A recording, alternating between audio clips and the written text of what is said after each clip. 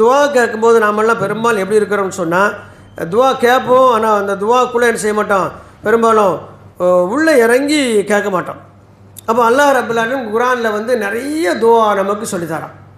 அதில் ஒரு துவா பாருங்கள், சூரத்தில் ஆராஃபில் இருக்குது. வக்துப் லனா ஃபி ஹாதிஹி துன்யா ஹஸனத்தௌ வஃபில் ஆஹிரா. மூமின்கள் பிரார்த்திக்கக்கூடிய பிரார்த்தனைகளாக அல்லாஹ் ரப்பல் ஆலமீன் நிறைய இடங்களில் குர்ஆனில் வந்து துவாக்களை சொல்கிறான். அதில் இது ஒரு துவா, வக்துப் லனா ஃபி ஹாதிஹி துன்யா ஹஸனத்தௌ வஃபில் ஆஹிரா. இவ்வுலகிலும் மறுமையிலும் எங்களுக்கு அழகிய நன்மைகளை விதித்தருள்வாயாக, நிச்சயமாக நாங்கள் உன்னையே முன்னோக்குகின்றோம். இது இவ்வளோதான், மேலோட்டம் படித்த பொருளே இல்லை. கொஞ்சம் கவனித்து பார்த்தா அது முன்னோக்குகிறோம் என்று சொன்னால் தமிழில் எதிர்நோக்கி கொண்டு இருக்கின்றோன்னு அர்த்தம். எதை நம்ம எதிர்நோக்கிக்கிட்டு இருப்போம், எது நம்ம வந்து நம்பிக்கை வச்சுருக்கோமோ, எது கிடச்சிரும்னு நினைக்கமோ அதைத்தான் நம்ம செஞ்சுருவோம். அதுக்காக தான் நம்ம வெயிட் பண்ணிக்கிட்டு இருப்போம். கிடச்சிரும், பொறுமையாரு, வந்துடும் சொல்லுவோம். இப்போ எது மேலே நமக்கு நம்பிக்கை இல்லையோ அதை நினைச்ச மாட்டோம், முன்னோக்கி இருக்க மாட்டோம். அப்போ அல்லாஹ்விடத்தில் கேட்கக்கூடிய இந்த பிரார்த்தனையில் அந்த மக்கள் எப்படி இருக்கிறாங்கன்னு சொன்னால், அல்லாஹ்விடத்தில் இம்மையிலேயும் மறுமையிலேயும் அழகானதை தந்தரல் என்று துவா கேட்டதோடு மட்டுமல்லாமல், என் ரப்பிடம் கேட்டிருக்கிறேன், நிச்சயமாக அவற்றிருந்து என்ன இருக்கும், எனக்கு பதில் இருக்குது என்று காத்து கொண்டு இருப்பார்கள். உறுதியாக நம்பிக்கையுடையவர்களாக இருப்பார்கள். அப்போ பிரார்த்தனையில் மிக முக்கியமான அம்சம் இது. பக்துபுலனா அப்படின்னா கெட்டச்சூரன் சொல்லி எப்படி நமக்கு வந்துடும், கவலையே பட வேண்டாம் சொல்லி இருக்குது. அதான் பக்துபுலனா. அல்ல நம்ம கேட்டது யார்கிட்ட கேட்டிருக்கோம், நம்ம ரப்பிட்ட கேட்டிருக்கோம், நிச்சயமாக தருவான், கிடச்சிரும் என்று இருக்கக்கூடியது. இப்போ நாமளே இப்போ சில பேர்ட்ட ஒரு உதவி கேட்கணும்னு வச்சுக்கணுங்களேன், பார்ப்போம் அப்படின்னா என்ன செய்ய மாட்டோம், சரி வந்தால் வரட்டும் போனால் போட்டோமா, சில சொல்லிட்டீங்களா எப்போ வேணும் உனக்கு, சரி இன்ஷா அல்லாஹ் ரெடி பண்ணிடுவோம், கவலைப்படான்னு சொல்லுவாங்க. சில பேர் உதவிக்கும்போது அப்படியே சொல்லுவாங்க, ரைட்டு அப்படி சொன்னோடனே நமக்கு அவ்வளோ சந்தோஷமாக இருக்கும். எவ்வளோ சந்தோஷமாக இருக்கும், நம்ம கேட்டது கிடைக்கும்போது கிடைக்க சந்தோஷத்தை விட அவர் சொன்ன வார்த்தையே சந்தோஷமாக இருக்கும், கிடைச்ச மாதிரி ஆகிடும். இதுக்கு பேர் தான் என்னதுன்னா நம்பிக்கை ஊட்டுதல். அப்போ அல்லாஹ்வுடைய விஷயத்தில் ஒரு அடியான் நம்பிக்கை உடையவனாக இருந்து பிரார்த்திக்கணும். நான் கேட்டது யார்கிட்ட கேட்டிருக்கேன், என் ரப்புட்ட கேட்டிருக்கேன், எனக்கு நிச்சயமாக தருவான். அப்போ ரப்புக்கும் ஒரு அடியானுக்கு இடையில் உள்ள உறவு நெருக்கமாக தெளிவாக, முதல்ல நான் படித்த வசனம் மாதிரி கலப்பற்ற முறையில், அதாவது தூய்மையான வணக்க வழிபாடுகள் இருந்தால் தான் இந்த நம்பிக்கையே மேலே வரும். இது நான் சொல்லக்கூடிய விஷயங்கள்லாம் உணரக்கூடிய விஷயம், படிக்கக்கூடிய விஷயம், உணர்ந்தால் தான் விளங்கும். இப்போ அல்லாஹ்விடத்தில் பிரார்த்திக்கும் பொழுது இந்த மாதிரி பிரார்த்திக்கணும். பிரார்த்தித்த மனசு எப்படி தெரியுமா இருக்கணும், அதுக்கு அடுத்தங்கள் எல்லாம் ஒரு துவா சொல்லுது, எப்படி தெரியுமா, ஹஸ்பி அல்லாஹு லா இலாஹா இல்லாஹுவ அலைஹி தவக்கல்து வஹுவ ரப்புல் அர்ஷில் அலீம். துவா கேட்ட அந்த மூமின் எப்படி சொல்கிறாருன்னா, அவர் எப்படி எண்ணத்தில் இருக்கிறார்னா, எனக்கு அல்லாஹ் போதுமானவன். அந்த அல்லாஹ் யார் தெரியுமா, அவன்தான் வணக்கத்துக்குரிய இறைவன், அவனை தவிர வணக்கத்துக்குரிய யாருமே இல்லை. அதோடு மட்டும் இல்லாமல் நான் நம்பிக்கை அவன் மேலே மட்டும்தான் வச்சுருக்கிறேன், முழுமையாக வைத்திருக்கிறேன் என்று நம்புவார். அடுத்தாக்கில் அல்லாஹ்வுடைய அந்தஸ்தை உயர்த்தும் வகையில் அவர் சொல்வார், வஹுவ, அவர் யார் தெரியுமா, ரப்புல் அர்ஷில் அலீம், மகத்தான அரசுக்கு அவன் தான் ரப்பு.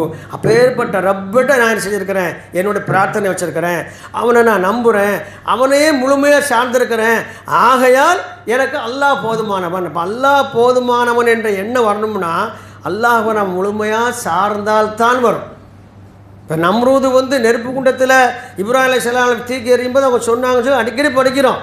ஹஸ்பி அல்லாஹ் நியமல் வக்கீல் சொன்னாங்க இப்ராஹிம் அலைஹிஸ்ஸலாம்.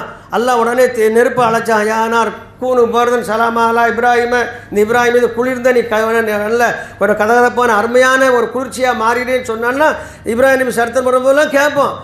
எப்போ அந்த வார்த்தை நம்ம வாயில் வரும், இதுதான் முக்கியமான விஷயம். எப்போ நமக்கு வரும்னு சொன்னால் அல்லாஹ்வை மாத்திரமே நம்பி அல்லாஹ்வின் மீது முழுமையாக நம்பிக்கை வைத்தால்தான் இந்த வார்த்தை வரும். இந்த ஹஸ்பி அல்லாஹ் வார்த்தை அப்போ தான் நமக்கு வரும். நாமெல்லாம் என்ன செய்வோம், பிரார்த்தனை நம்ம கேட்போம், கிடைச்சா கிடைக்கட்டும், இப்படி தான் இருக்கிறோம், 50-50 இருக்கிறோம். கிடைச்சா கிடைக்கட்டும், அதுக்கு கிடைக்கல என்ன செய்ய முடியும், அதுக்கு நம்மளே சொல்லுவோம், சரி அல்லாஹ் நாடெல்லாம் நமக்கு சமான் சொல்லிக்கிடுவோம். ஏன் கிடைக்கல அப்படின்னு சொல்லி கொஞ்சம் நம்ம பிரார்த்தனை செய்யணும், நம்மளை நாம் லேசாக ஆய்வு செய்யணும். என்ன அப்படின்னு சொன்னால், தகுதி உள்ள பொருத்தமானவற்றை கேட்க வேண்டும். அப்போ அல்லாஹ்வோட தூர் சொல்லக்கூடிய ஒரு ஹதீஸ் இந்த இடத்துல சேர்த்தா ரொம்ப கரெக்டாக இருக்கும். நபித்தோழருக்கு சொல்கிறாங்க, நீங்கள் அல்லாஹ்விடத்தில் சொர்க்கத்தை கேட்பதாக இருந்தால் ஜன்னத்துல் ஃபிர்தௌஸை கேளுங்கன்னாங்க. அதான் இருக்கிறதுல உயர்ந்த சொர்க்கம். எந்த அளவுக்கு உயர்ந்த சொர்க்கம்னா, மற்ற சொர்க்கத்தில் உள்ளவங்கள்லாம் அந்த ஜன்னத்துல் ஃபிர்தௌஸ் மேலே வந்து அப்படியே நட்சத்திரம் மாதிரி மின்னிக்கிட்டு அதை பார்த்து ஏங்குவாங்க. அங்கே போக முடியாமல் ஆயிடுச்சு. அவங்களே சொர்க்கத்தில் இருந்துக்கிட்டு ஏங்குவாங்க, அங்கே போக முடியாமல் ஆயிடுச்சு அப்படின்னு. என்ன காரணம்னா, அங்கே தான் அந்தஸ்தால் உயர்ந்த நபிமார்கள், ரசூல்மார்கள், சுகதாக்கள், சித்திகீன்கள் எல்லாமே அங்கே இருப்பாங்க. Number 1 grade. அல்லாஹ்வுடைய படைப்பில் மிக தரமே இருந்தோம் எல்லாருக்கும் ஒதுக்கப்பட்ட இடம் தான் ஜன்னத்துல் ஃபிர்தௌஸ். இதை நீங்கள் கேளுங்கன்னு சொல்லிட்டு அடுத்த ஒரு வார்த்தை சொன்னாங்க, அதற்கான தகுதியை நீங்கள் வளர்த்துக் கொள்ளுங்கள். இதுதான் பாடம் நமக்கு. அல்லாஹ்விடத்தில் சொன்ன அருமையான பாடம். அல்லாஹ்விடத்தில் நீங்கள் கேளுங்க, உயர்ந்ததை கேளுங்க, ஆனால் அதற்கான தகுதியை வளர்த்து கொள்ளுங்க. நாங்கள் அல்லாஹ்வின் தூதர் பெருமானார் ஸல்லல்லாஹு அலைஹி வஸல்லம் ஒரு அருமையான ஒரு செய்தியை பதிவு செஞ்சாங்க. ஒரு மனிதனுடைய இஸ்லாத்தை பொறுத்த வரைக்கும் ஒரு மனிதனுடைய முடிவு என்பது அவனுடைய இறுதியில் அவன் எவ்வாறு இருக்கிறான் என்பதை பொறுத்தே அமையும். அவன் காலமெல்லாம் எப்படி வாழ்ந்தான் என்பதை விட மரணத்தை நெருங்கொண்ட சமயத்தில் அவன் எவ்வாறு இருந்தான் என்பதை வைத்து தான் அவனுடைய முடிவு அமையும் என்று சொல்லிட்டு சொல்லாங்க. ஒரு மனிதனுக்கும் சொர்க்கத்திற்கும் ஒரு முழம்தான் இருக்கும். ஆனால் அவன் நரகத்தில் செல்லக்கூடிய ஒரு செயலை செய்து நரகத்தில் செல்லக்கூடியவனாக மாறிவிடுவான். ஒரு மனிதனுக்கும் நரகத்திற்கும் ஒரு முழம்தான் இருக்கும். ஆனால் அவன் இறுதியில் மனம் திருந்தியவனாக அல்லாஹ்விடத்திலே தன்னை ஒப்படைத்து அவன் சொர்க்கத்திற்கு சொல்லக்கூடிய மனிதனாக மாறிடுவான். அப்போ நாம் இப்போ இருக்கிற நிலை எது இல்லை, உறுதி இல்லை, உண்மையானதும் இல்லை. அவன் மவுத்து வர வரைக்கும் நாம் என்ன செய்யணும், நம்ம தரத்தை உயர்த்திக்கிட்டே இருப்பதற்காக முழு முயற்சி செய்யணும். அதான் அல்லாஹ் சொல்லக்கூடிய செய்யா ஈகலதி ராமனும் இத்தக்குல்லா ஹக்கத்து காத்திகி வலா தமுத்துன்ன இல்லா அன்து முஸ்லீம். இது ஒரு அழகான வசனம் தெரியுமா? நீ முஸ்லீமாக வாழுங்கன்னு அல்லாஹ் சொன்ன நியாயம். நீ முஸ்லீமாக வந்து செத்துறாதீங்க. அப்போ என்ன அர்த்தம்? முஸ்லீமாக வாழ்ந்தால் தான் மௌத்து வரும்போது எப்படி சாவும்? முஸ்லீமாக சாவும். ஒருத்தர் பீடி குடிச்சிக்கிட்டே இருக்கான் சதா, அவனுக்கு மௌத்து வரும்போது எப்படி இருப்பான்? பீடி குடிச்ச நிலையில் வாயில் புகழ்ந்த நிலையில் அப்படியே கிளச்சி ஆஞ்சிடுவான். ஒரு ஆள் தொழுதுக்கிட்டே கிடைக்கிற நேரம்லாம் தொழுதுட்டு அதிகமாக திக்கரில் சுபான்லாம் சொல்லாரு, திக்கர் சொல்லாரு. அவருடைய எப்பொழுதும் நினைவெல்லாம் அல்லாஹ்விடத்தில் இருக்குது. அவருக்கு எப்போ வந்தாலும் எந்த நிலையில் மரணிப்பார்? அல்லாஹ்வுடைய திக்ரில் மரணிப்பார்.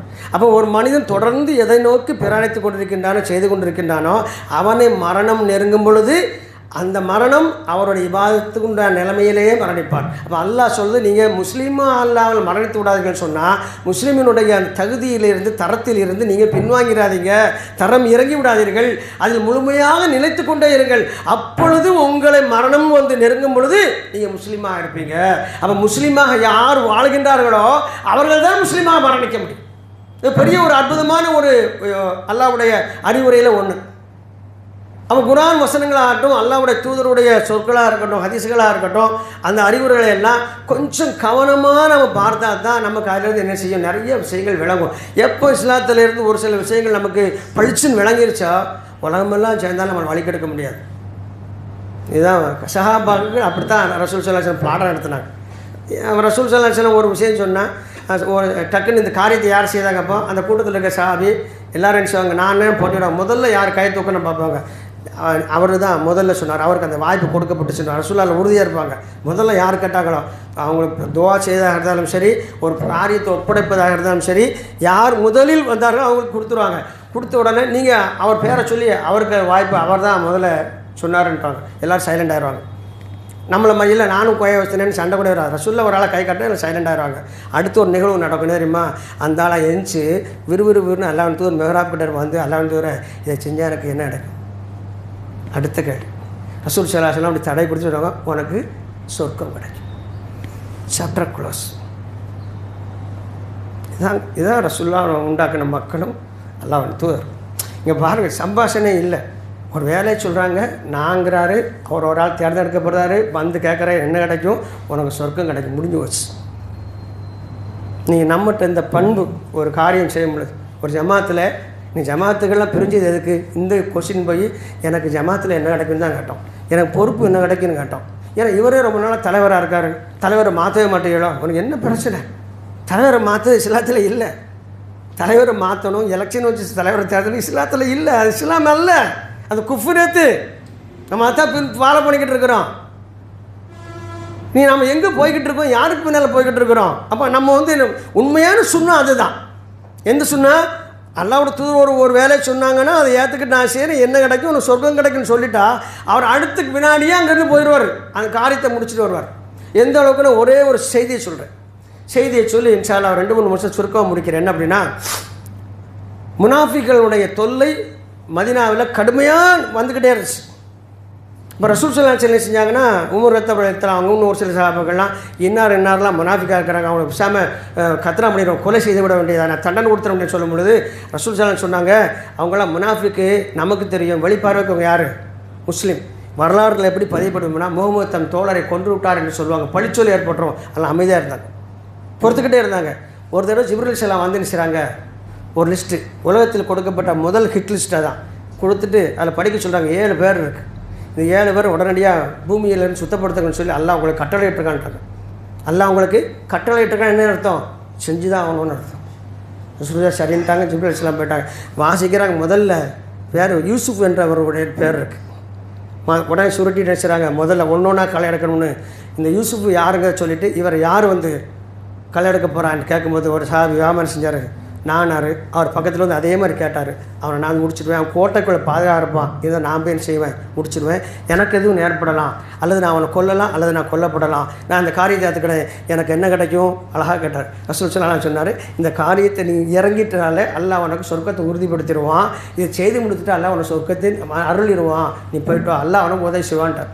அவர் போய் இருட்டோட்டாக போய் பெரிய சரித்திரம், இருட்டோட்டாக போய் அந்த மாலையைக்குள்ளே ஒளிஞ்சிருந்து இருட்டுக்குள்ளே கொஞ்சம் கொஞ்சமாக நகர்ந்து போய் அவனை அந்த அவர் கொலை செய்கிறாரு.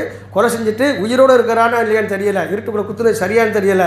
அதனால் மறுபடியும் செக் பண்ணதுக்காண்டி ஒளிஞ்சிருந்து அவனை மரண செய்தியை கேட்கறது வரைக்கும் இருக்கிறாரு. கேட்டவொடனே பணிப்பொண்ணு வந்து ஐயோ யூசுப் இறந்து கிடக்கிறான்னு சத்தம் போட்டோன்னே அப்போ நம்ம கரெக்டாக தான் குத்திருக்கோன்னு சொல்லிட்டு மறுபடியும் உள்ளே போய் என்ன பண்ணாருன்னா தலையை எடுத்து பை வச்சுருந்தார், பைக்குள்ளே வச்சு கொண்டாண்டார். கொண்டாந்து அல்லாஹ் தூதரே நீங்கள் சொன்ன காரியத்தை ஒப்படைச்சின்னு உருட்டி விட்டார் பாருங்கள். யூசுப் தலை உருண்டுச்சு. ரசூல் ஸல்லல்லாஹு அலைஹி வஸல்லம் ஒரு துஆ செஞ்சாங்க, அல்லாஹ் அவனுடைய கட்டளையை நிறைவேற்றிருக்க நீ அல்லாஹ் உனக்கு என்ன செய்வான்? முழுமையான கூலியத்தை. நீண்டமான சரித்திரம். நான் உங்களுக்கு ஒரு 2 நிமிஷத்துக்குள்ள சிம்பிளாக சொல்லியிருக்கேன். என்ன அப்படின்னா அவங்களுடைய இலக்கு ஒன்றே ஒன்று தான். என்ன நாங்கள் செய்வோம், நாங்கள் எதனாலும் ஏற்றுப்போம், சொர்க்கம் கிடைக்குமா? அல்லாஹ் மன்னிச்சிடுவானா? அல்லாஹ்வோட அருள் கிடைக்குமா? இந்த இலக்கு நமக்கு வராத வரைக்கும், இந்த ஆசை நமக்கு வராத வரைக்கும் நம்ம காவிர்களுக்கு பின்னால் தான் போய்கிட்டு இருப்போம், காவிரோட ஸ்டைலில் தான் பின்பற்றுவோம். இந்த உலகம் என்று தான் ஹெப்பு துணியாக தான், உலக ஆவு தான், உலக அகாவில் தான் நம்ம இருக்க போகிறோம். அதிலிருந்து நம்ம மாற்றிக்கொள்வதற்காக